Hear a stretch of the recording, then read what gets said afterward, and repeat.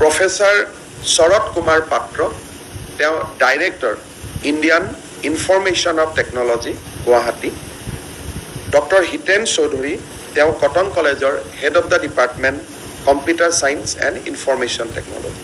অৰ্থাৎ ৰাজ্যত ইনফৰমেশ্যন টেকনলজিৰ ওপৰত যদি কোনোবা বিশেষজ্ঞ বা কম্পিউটাৰৰ ওপৰত যদি আমি বিশেষজ্ঞ বুলি কওঁ, এওঁলোকতকৈ আৰু ওপৰত বিশেষজ্ঞ আজিৰ দিনত হয়তো আমাৰ ৰাজ্যত 2-4জন থাকিলেও ফটক কৰি পাবলৈ টান হ'ব। এই তিনিওজন ব্যক্তি আৰু য'ত director elementary education will be the member secretary.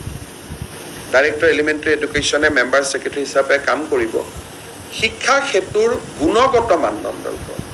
এতিয়া কোনোবাই সময়ত স্কুলত যাব বেয়া পায়, সেইটো এটা বেলেগ কথা। শেষলৈকে স্কুলত থাকিব দিলে বেয়া পায়, সেইটো এটা বেলেগ কথা। কিন্তু একাংশ সংবাদ মাধ্যমে কৈ আছে নহয় গছৰ ওপৰত উঠি এটেণ্ডেঞ্চ দিব লাগে। এতিয়া যিসকলে এপটো পৰিচালনা কৰিছে তেওঁলোকে মোক জনাইছে যে এইবোৰ একো কৰিব নালাগে, ৰেকৰ্ডখিনি লৈ ল'ব, 4টা বজাৰ পিছত ঘৰত আহিও বস্তুখিনি আপলোড কৰি দিব পাৰি, কোনো গছত বা ঘৰত উঠাৰ কোনো প্ৰয়োজন নাই। কিন্তু গোটেই শিক্ষা ব্যৱস্থাটো যোৱা কিছুদিনৰ পৰা এনেকুৱা এটা পৰিৱেশ কৰি দিয়া হৈছে যে মানে একেবাৰে যেন গভৰ্ণমেণ্টে এটা তুগলকি নীতি চলাই আছে। আমি সকলোৱে এটা কথা বুজিব লাগিব যে অসমৰ আটাইতকৈ দৰিদ্ৰ ছাত্ৰ ছাত্ৰীসকল চৰকাৰী স্কুলত পঢ়ে, আটাইতকৈ দুখীয়া ল'ৰা ছোৱালী চৰকাৰী স্কুলত পঢ়ে। আৰু তেওঁলোকক যদি আমি ন্যায় দিব নোৱাৰোঁ, শিক্ষাই অসমতাৰ সৃষ্টি কৰিব। অকল ধনী মানুহৰ ঘৰৰ ল'ৰা ছোৱালী ডাক্তৰ হ'ব, ইঞ্জিনিয়াৰ হ'ব, আৰু দুখীয়া মানুহৰ ঘৰৰ ল'ৰা ছোৱালী কেতিয়াও ডক্তৰ ইঞ্জিনিয়াৰ হ'ব নোৱাৰিব।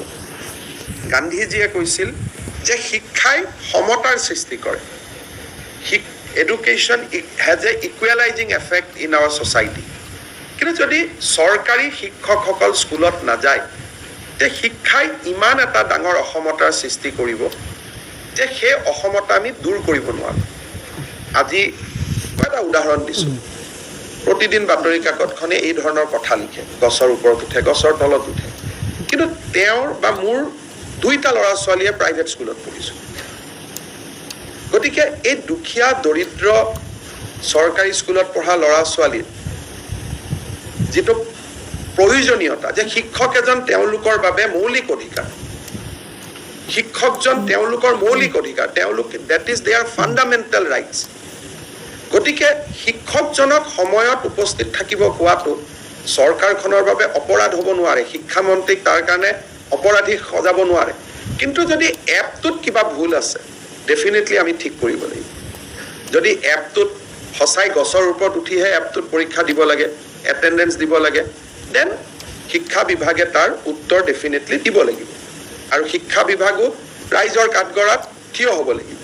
সেইকাৰণে মই অসমৰ শিক্ষক সমাজক অনুৰোধ কৰিম যে যিসকলে এপটোৰ গুণগত মানদণ্ডৰ ওপৰত প্ৰশ্ন কৰিছে তেওঁলোকে ডাইৰেক্টৰ এলিমেণ্টাৰী এডুকেশ্যনৰ ওচৰত তেওঁলোকৰ অভিজ্ঞতাখিনি লিখি দিলে এই তিনিওজন কমিটি, যি 3খন কমিটি আছে, ডক্টৰ পৰমেশ্বৰ আয়াৰ, তেওঁ গুৱাহাটী IITৰ dean, doctor Sarat Kumar Patra, director Indian Institute of Information Technology Guwahati, আৰু doctor Hiten Choudhury, head of the department of Cotton College computer science আৰু ইনফৰমেশ্যন টেকনলজিৰ HOD, এই তিনিওজন ব্যক্তিয়ে স্কুলবিলাকতো যাব, এপটো নিজে চলাই চাব তাত কিবা ভুল আছে নেকি, আৰু শিক্ষকসকলৰ কথাও শুনিব। আৰু তেওঁলোকে আমাক ছাজেশ্যন দিব যে এপটোক যদি কিবা ভুল আছে আমি কেনেকৈ তাক ইমপ্ৰুভ কৰিব পাৰোঁ। কিন্তু সময়ত যোৱা আৰু সময়ত স্কুলৰ পৰা অহা, ইলেকশ্যনত লাগিলে আমাক ভোট দিয়কে বা নিদিয়ক, সেই বেছিক নীডটোত আমি কম্প্ৰমাইজ কৰিব নোৱাৰোঁ। কাৰণ সি যদি কৰোঁ তেতিয়াহ'লে আমি মুখ্যমন্ত্ৰী আৰু শিক্ষামন্ত্ৰীৰ আসনত বহাৰ আমাৰ কোনো অধিকাৰেই নাথাকিব। কাৰণ আমি ইয়াতে অসমৰ লাখ লাখ চৰকাৰী বিদ্যালয়ত পঢ়া দৰিদ্ৰ শিক্ষাৰ্থীসকলৰ বাবে আমি ৰাজনীতি কৰিছোঁ। গতিকে আমি যদি বেছিক কথাটোত কম্প্ৰমাইজ কৰোঁ তেতিয়াহ'লে আমি ৰাজনীতি কৰিবই নোৱাৰোঁ। কিন্তু যদি ছেকশ্যন অফ টিচাৰ্ছ তেওঁলোকৰ যদি সঁচাকৈয়ে কিবা অভিযোগত মেৰিট আছে, তাক শুনাটো আমাৰ দায়িত্ব, তাক শুনা, তাক নিৰাময় কৰা আমাৰ দায়িত্ব। গতিকে মই ৰাজ্যৰ শিক্ষক সমাজক, আমাৰো ভুল থাকিব পাৰে, মই নকওঁ যে আমি একেবাৰে ভুল কৰিব নোৱাৰা মানুহ, আমাৰো ভুল থাকিব পাৰে, কিন্তু এপটোৰ যদি গুণগত মানদণ্ডৰ ওপৰত কিবা ক'বলগীয়া আছে তেওঁলোকে ক'ব পাৰিব। আৰু এই তিনিওজনীয়া কমিটিক মই ৰাজ্যৰ 3খন চৰৰ বিদ্যালয়ত গৈ, চৰ চাপৰি বিদ্যালয়ত গৈ, 3খন পাহাৰৰ বিদ্যালয়ত গৈ, 3খন পাহাৰ, 3খন চৰ আৰু 3খন আমাৰ একেবাৰে পিছপৰা অঞ্চলৰ স্কুলত গৈ এপখিনি ৰাতিপুৱা সেই সময়টোত নিজে ব্যৱহাৰ কৰি আমাক পৰামৰ্শ দিবলৈ মই আহ্বান জনাইছোঁ। কমিটিখনৰ লগত ময়ো কথা পাতি ল'ম। জুলাই মাহৰ 31 তাৰিখলৈকে যিহেতু গৰম বন্ধ থাকিব, সকলো শিক্ষকক এই কমিটিত মই তেওঁলোকৰ অভিজ্ঞতা কমপ্লেইন দিবৰ বাবে মই অনুৰোধ কৰিম। অহা কালি বা পৰহি পেপাৰত ইমেইল একাউণ্ট আদি কমিটিয়ে দি দিব আৰু আমি নিৰপেক্ষভাৱে এই কমিটিখনৰ প্ৰতিবেদন অহা 1 ছেপ্টেম্বৰত ৰাইজৰ আগত আমি প্ৰকাশ কৰিম। যে কিবা যদি বেয়াও দেখিছে এপটোত আমাক কি ক'ব, তেওঁলোকে ক'ব যে দুটা আৰু ইয়াত প্ৰভিজন সোমাই লওক, দুটা ভাল ছফ্টৱেৰ আনক, ভাল কৰক। ভাল কৰাটো আমাৰ কোনো আপত্তি নাই, চ' উইল ডু ডেট।